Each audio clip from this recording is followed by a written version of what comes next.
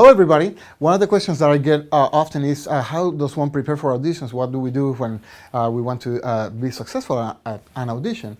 And in my experience, what I have done every single time that I decided to do an audition and prepare for one is, instead of doing what everybody does, which is they think, oh, it's going to be a gigantic list, and they start working on those pieces like crazy because we need time to get those things, I actually try to prepare more on basics. Okay, now everybody thinks like, what do you mean basics? Just like the long tones and the scales and all the boring stuff. But actually, that is the most important thing that you actually have to be doing, because the reality is that some of the extras that we play, such as Brahms' Third Symphony, it's all about the basics, about sound, how we use the air and how we connect the notes from note to note. So therefore, the exercises that we practice in terms of long tones and the slow arpeggios and those things like that are even more important than just playing the notes in the Brahms, because it doesn't matter how much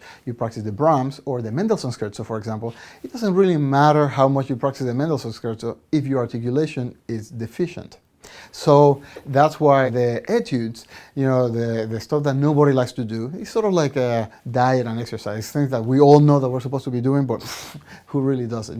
It's like one of those things that we actually have to try to do. So whenever you think about doing an audition, go back to your basics. Make sure that your scales, your arpeggios, your staccato exercises, Rose and Jean and whatever, what happened is going well, so that then you have a good solid base in which to build.